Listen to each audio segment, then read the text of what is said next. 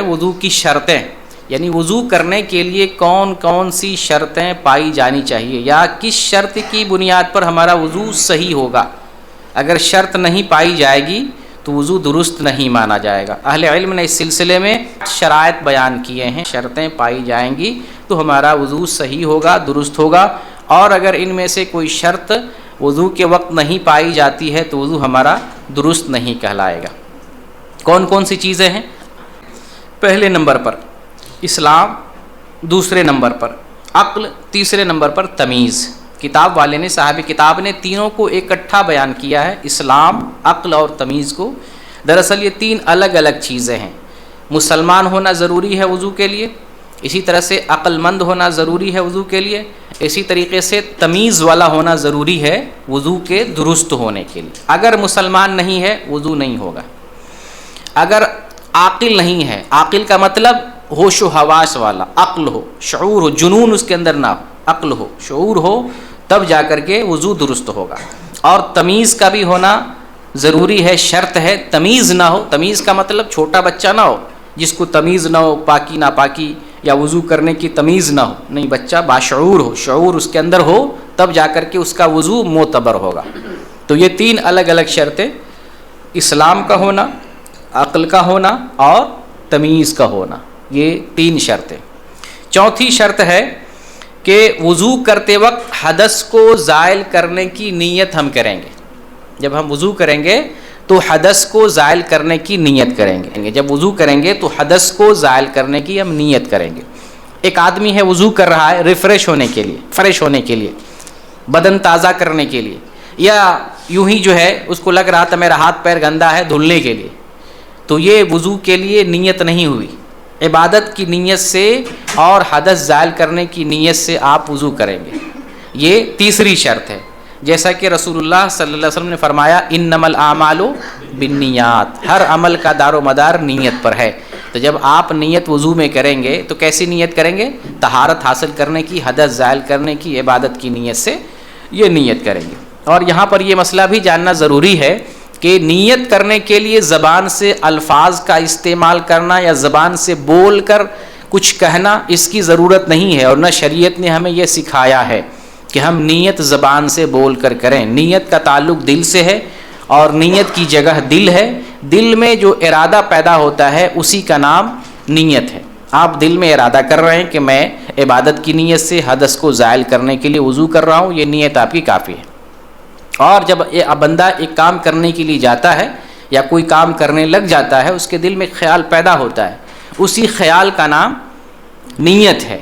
تو اس وقت خیال ہم کریں گے عبادت کی نیت سے، نہ کہ ہم صفائی ستھرائی یا ریفریش ہونے کی نیت سے۔ غسل بھی کرتے ہیں، اگر طہارت والا غسل ہو تو پاکیزگی اور طہارت کی نیت ہم کریں گے۔ پانچویں شرط ہے مائع طہور کا پایا جانا۔ مائع طہور کیا ہے؟ وہ پانی جو طاہر ہے اور مطہر بھی ہے، پاک بھی ہے اور پاک کرنے کی صلاحیت بھی رکھتا ہے، اسے مائع طہور کہتے ہیں۔ ٹھیک ہے، تو مائع طہور کا ہونا بھی وضو کے لیے شرط ہے، پانچویں شرط ہے مائع طہور ہونا ضروری ہے۔ اگر پانی مائع طہور نہ ہو تو وضو درست نہیں ہوگا۔ جیسے پانی میں اگر نجاست گر گئی ہو، اور پانی جو ہے نجاست گرنے کی وجہ سے پانی کا رنگ یا بو یا مزہ بدل گیا ہو، تو اس سے ہم طہارت حاصل نہیں کر سکتے ہیں۔ یا پانی کے علاوہ کوئی دوسرا لکوڈ ہو، جس کو ہم نے بتایا مائع، جیسے پٹرول ہے، یا اسی طریقے سے جوس ہے، یا آپ جو ہے کوئی جو ہے لیمو کا رس لے لیں، کچھ بھی لے لیں جو پانی کے علاوہ ہے، تو اس سے آدمی وضو نہیں کر سکتا ہے۔ لازماً وضو پانی سے ہونا چاہیے، اور وہ پانی جو پاک ہو اور پاک کرنے والا ہو، ایسے پانی سے ہم وضو کریں گے۔ پانچویں شرط ہو گئی۔ چھٹی شرط یہ ہے کہ وضو کے وقت ضروری ہے کہ جو ہمارے اعضائے وضو ہیں، اگر اس پر کوئی رکاوٹ ہے تو اس رکاوٹ کو دور کرنا بھی ضروری ہے۔ اعضائے وضو کو ذہن میں رکھیں، جب آپ اعضائے وضو سنیں تو آپ ذہن میں رکھیں کہ 4 قسم کے اعضاء کو دھلنے کا نام اعضائے وضو ہے، جن میں چہرہ ہے، دونوں ہاتھ ہے، سر ہے اور دونوں پیر، یہ اعضائے وضو ہے۔ ٹھیک ہے، تو اعضائے وضو پر کسی جگہ پر کوئی رکاوٹ ہو، اس رکاوٹ کی وجہ سے پانی جلد تک نہ پہنچ سکتا ہو، تو وضو کرنے سے پہلے اس چیز کو ہٹا دینا، اس رکاوٹ کو دور کر دینا ضروری ہے۔ جیسے ہاتھ پر گوند لگا ہو یا چہرے پر یا پیر پر موم بتی گر گیا ہو یا اسی طریقے سے پینٹ لگا ہوا ہو یا عورتوں کے ناخن پر نیل پالش لگی ہوتی ہے، نیل پالش لگی ہوئی ہو ہاتھ میں یا پیر میں، تو وضو سے پہلے ان رکاوٹوں کو دور کر لینا ضروری ہے۔ کوئی بھائی پینٹ کا کام کر رہا ہو تو وضو کرنے سے پہلے اگر ہاتھ وغیرہ پہ اعضائے وضو پہ کہیں پر پینٹ لگا ہوا ہے اس کو کھرچ دینا ضروری ہے تاکہ پانی جلد تک پہنچے، تبھی جا کر وضو ہوگا۔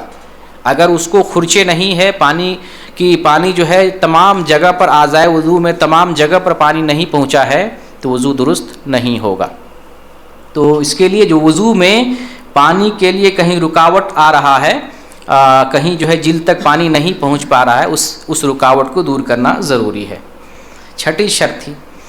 اور ساتویں چیز ہے، وضو سے پہلے اگر آدمی قضائے حاجت کیا ہے تو وہ یا تو استنجا کر لے یا استجمار کر لے، استنجا کرے یا استجمار کرے، یعنی وضو سے پہلے قضائے حاجت کرنا کوئی ضروری نہیں ہے، لیکن اگر بندہ وضو سے پہلے قضائے حاجت گیا ہے تو استنجا کرنا یا استجمار کرنا ضروری ہے۔ ایسے ہی نہیں کہ پیشاب کیا اور آ کر کے وضو کرنے لگا، نہیں، استنجا کرنا یا استجمار کرنا، اگر پانی نہ ہو تو پتھر سے صفائی کرنا ضروری۔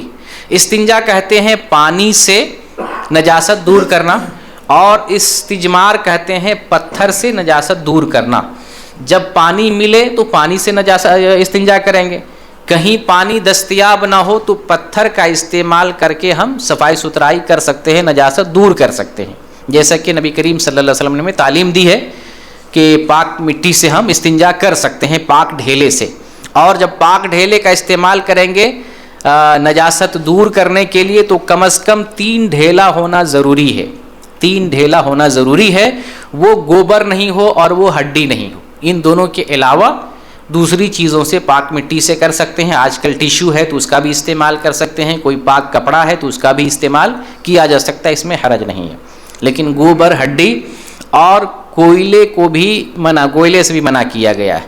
ایک حدیث آتی ہے ابو داؤد میں 39 نمبر کی حدیث ہے، جنوں کا ایک وفد رسول اللہ صلی اللہ علیہ وسلم کے پاس آیا۔ دیکھیں نبی کریم صلی اللہ علیہ وسلم کی شان کتنی بلند ہے، جنوں کی جماعت بھی آپ صلی اللہ علیہ وسلم کے پاس آیا کرتے تھی۔ جنوں کا ایک وفد آیا اور جنوں کے اس وفد نے کہا کہ اے اللہ کے رسول، اپنی امت کو کوئلے سے منع کیجئے اور ہڈی سے منع کیجئے اور لید سے، گوبر سے استنجا کرنے سے منع کیجئے، ان 3 چیزوں سے استنجا کرنے سے منع کیجئے۔ آپ صلی اللہ علیہ وسلم نے ان 3 چیزوں سے منع کیا اپنی امت کو، اور یہ بھی کہا اس وفد نے اس لیے کہ اللہ تعالیٰ نے ان چیزوں میں ہمارے لیے روزی رکھا ہے۔ روزی کیسے ہے؟ دیگر احادیث کے سامنے رکھتے ہوئے روزی ایسے ہے کہ ہڈی جو ہے جنوں کی خوراک ہے، اور گوبر جو ہے جنات کے جانوروں کی خوراک ہے، اور کوئلے کے ذریعے جنات لوگ یا تو روشنی کرتے ہیں یا پھر اس پر کھانا پکاتے ہیں۔ بہرکیف استنجا میں 3 پتھروں کا ہونا ضروری ہے۔ تو استجمار کہتے ہیں پتھر سے استنجا کرنا، اور استنجا کہتے ہیں پانی سے استنجا کرنا۔ تو اگر آدمی وضو سے پہلے قضائے حاجت کیا ہے تو یا تو استنجا کر لے یا استجمار کر لے۔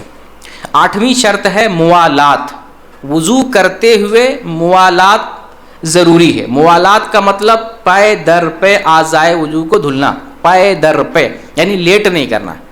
ہاتھ دھلے ہیں تو فوراً چہرہ دھلیں گے، چہرہ دھل لیے ہیں فوراً ہاتھ دھلیں گے، ہاتھ دھل لیے ہیں فوراً مسح کریں گے، مسح کر لیے ہیں تو پیر دھلیں گے، اس میں لیٹ نہیں کریں گے۔ کچھ لوگ لیٹ کرتے ہیں کہ ہاتھ دھلے ہیں تب تک ہاتھ خشک ہو گیا، پھر اس کے بعد چہرہ دھل رہے ہیں، پھر اس کے بعد سر کا مسح کر رہے ہیں، اتنی تاخیر نہیں ہونی چاہیے۔ وضو میں موالات ضروری ہے۔ موالات کہتے ہیں پائے در پہ بغیر تاخیر کیے ہوئے، بغیر وقفہ کیے ہوئے فوراً وضو کرتے رہنا چاہیے، اعضائے وضو کو دھلتے رہنا چاہیے۔ یہ 8ویں شرط ہے۔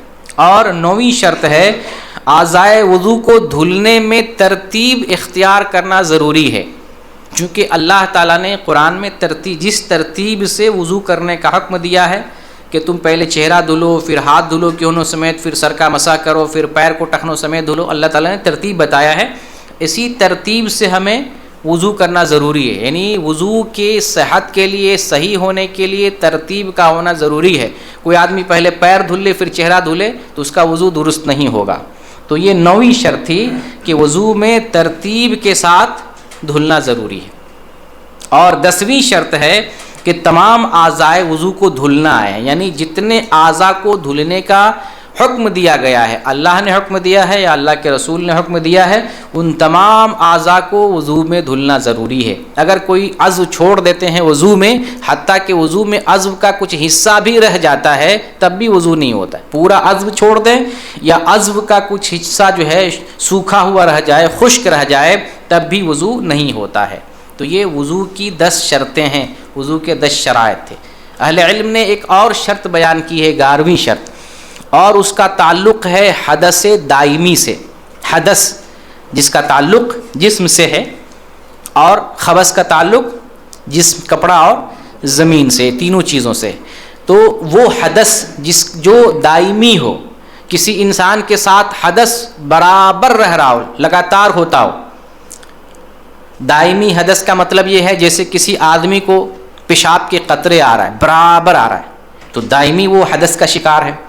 کسی آدمی کو گیس کی شکایت ہے، برابر ہوا خارج ہوتی ہے، اس پر کنٹرول نہیں ہے، علاج کے باوجود بھی کنٹرول نہیں ہو رہا ہے، اب اس کا حدث دائمی ہے۔ کسی عورت کو استحاضہ کی شکایت ہے، استحاضہ میں برابر خون گر رہا ہوتا ہے، اب یہ حدث کیا ہے؟ کنٹینیو ہے، برابر ہے۔ تو ایسی صورت میں کیا کرنا ہے؟ ایسی صورت میں نماز کا وقت داخل ہونے کے بعد وضو کرنا ہے۔ نماز کا وقت داخل ہو جائے پھر یہ آدمی وضو کرے، اس کے بعد نماز پڑھے۔ نماز کے وقت سے پہلے اگر وضو کر رہا ہے اور نماز کا وقت بعد میں داخل ہوا تو پہلے والا وضو کاؤنٹ نہیں کیا جائے گا۔ سمجھ رہے ہیں نا فرق؟ نماز کا وقت داخل ہونے سے پہلے یہ دائمی مریض یا دائمی جو ہے حدث لگا ہوا کسی کے ساتھ، وقت داخل ہونے سے پہلے وضو کی حالت میں تھا، اب وقت داخل ہوا ہے بعد میں، تو پہلے والا وضو نہیں مانا جائے گا، پھر سے اس کو دوبارہ نماز کے لیے وضو کرنا پڑے گا۔ تو یہ 11ویں شرط ہے۔